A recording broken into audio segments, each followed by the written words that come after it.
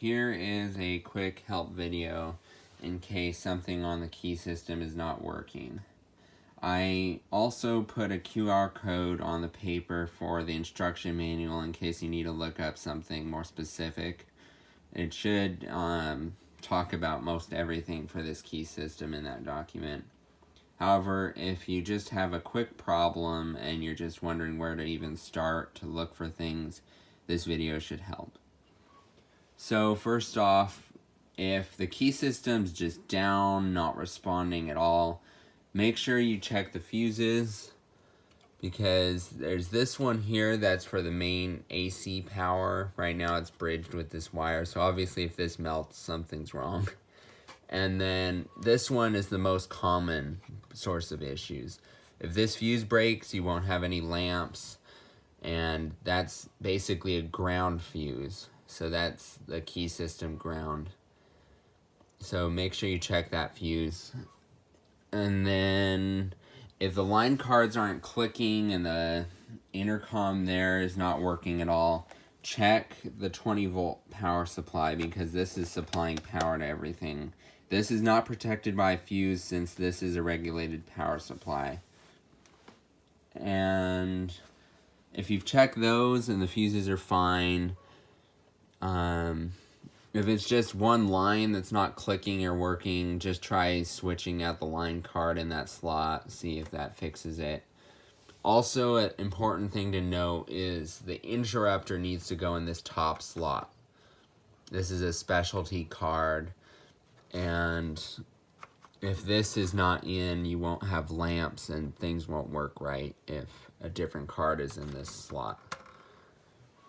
And then other common issues, if you're not getting dial tone, check that COT and COR for specific lines is connected correctly.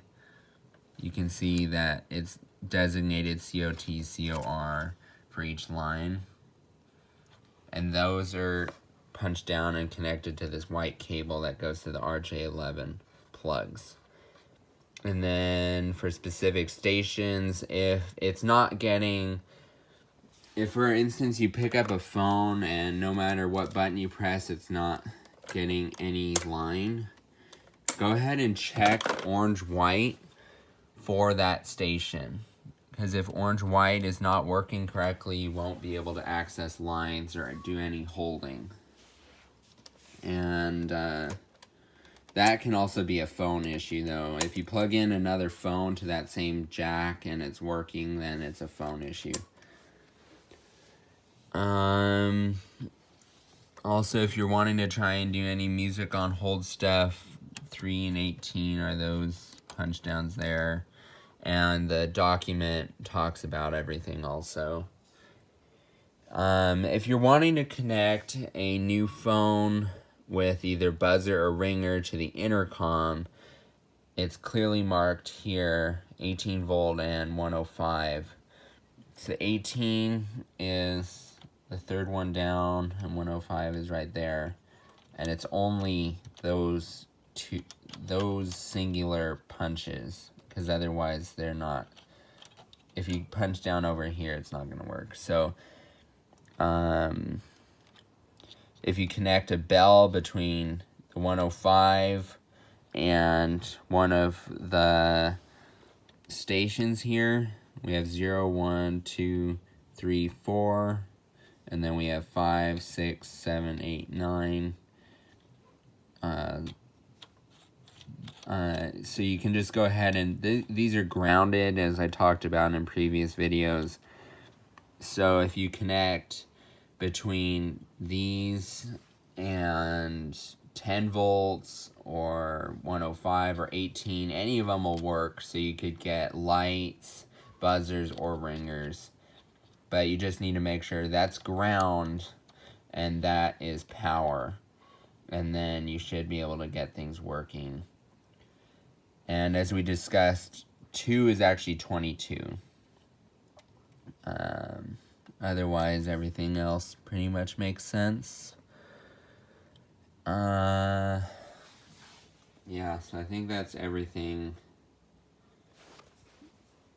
trying to think of any other common issues with it, but also you're always welcome to contact me.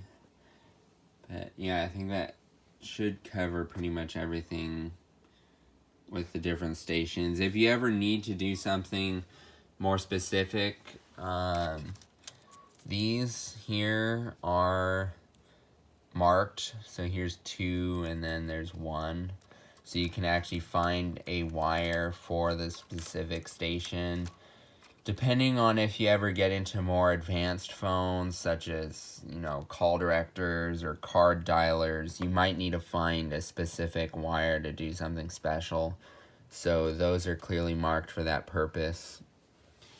And then everything else as far as lines and stuff is pretty self-explanatory. The ringers for the different stations are punched down to CA and LG here. So they'll ring whenever the line cards ring. If you ever want to remove one of the line cards so it rings individually, you can just go ahead and connect between ring ground and ring common here. And then you can get that specific line card to ring on just one phone, or you can go ahead and remove it so you don't want it to be notifying you of a call. Yeah, so I think that's everything. If you can't get tone dialing to work, then you need to make sure that tip and ring are connected polarity-wise correct. On older phones such as this one here from even the 70s and even early 80s, they don't have polarity guard. So tip and ring are polarity sensitive, and you need to make sure tip and ring are not reversed because they're actually sensitive to that. But yeah, I think that's everything. So hopefully everything arrives safely.